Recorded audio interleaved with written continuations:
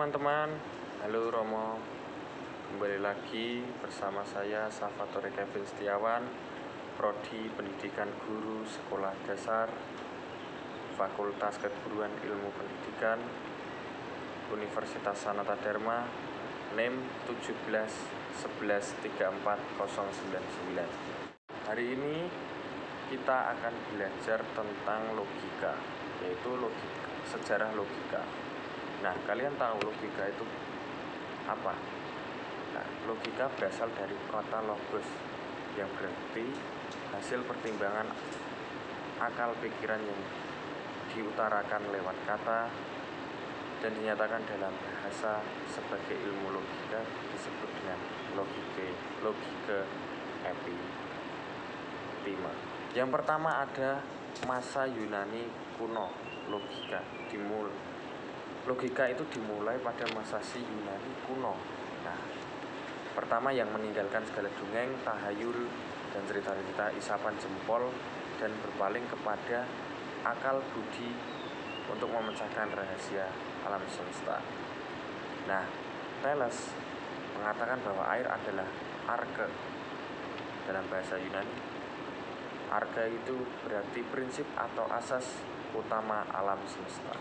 Dan yang kedua, abad pertengahan dan logika modern pada abad 9 sampai abad 15.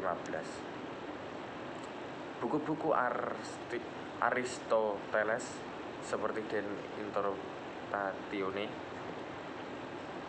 oleh Polybius dan karya Boethius masih digunakan pada abad tersebut. Ketiga ini ada berhubungan dengan matematika. Yang ketiga ini logika sebagai matematika murni.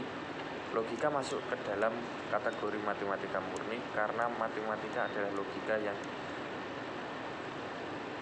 tersistematis. Nah, matematika adalah pendekatan logika kepada metode ilmu ukur yang menggunakan tanda-tanda atau simbol-simbol matematik. Jadi, matematika itu bisa dihubungkan dengan logika. Nah, logika yang tersistematisasi dikenalkan oleh dua orang dokter medis, Galenius pada abad 130 sampai 201 sebelum Masehi dan Sextus Empiricus sekitar abad 200-an sebelum Masehi yang mengembangkan logika dengan menerapkan metode geometri. Nah, puncak terjadi pada tahun dengan terbitnya Principia Mathematica 3 jilid yang merupakan karya Alfred North Whitehead dan Bertrand Arthur William Russell.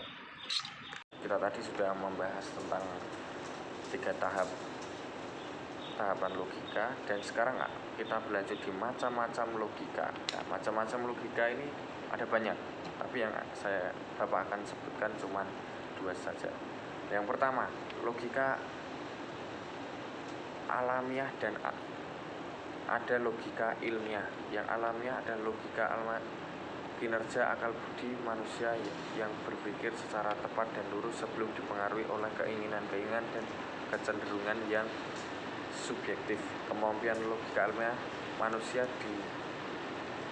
dimiliki sejak lahir, jadi sejak bayi sudah memiliki logika alamiah. Itu ada logika ilmiah. Nah, logika ilmiah memperhalus, mempertajam pikiran, serta logika ilmiah menjadi ilmu khusus yang merumuskan asas-asas yang harus ditepati dalam setiap pemikiran.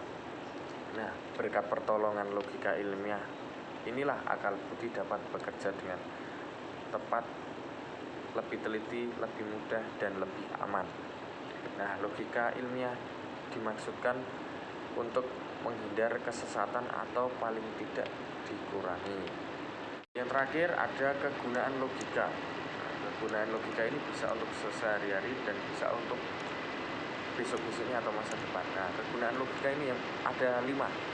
Yang pertama, membantu setiap orang yang mempelajari logika untuk berpikir secara rasional, kritis, lurus, tetap tertib, metodis, dan koheren. Yang kedua, meningkatkan kemampuan berpikir secara abstrak, cermat, dan objektif. Yang ketiga, kecerdasan bertambah dan meningkatkan kemampuan berpikir secara tajam dan mandiri. Yang keempat, memaksa dan mendorong orang untuk berpikir sendiri dengan menggunakan asas-asas sistematis. Yang kelima, meningkatkan cinta akan kebenaran dan menghindari kesalahan-kesalahan berpikir, kekeliruan, serta kesehatan, dan mampu melakukan analisis terhadap sesuatu kejadian.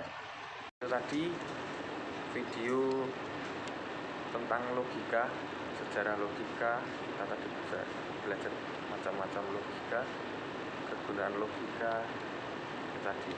Nah, terima kasih teman-teman.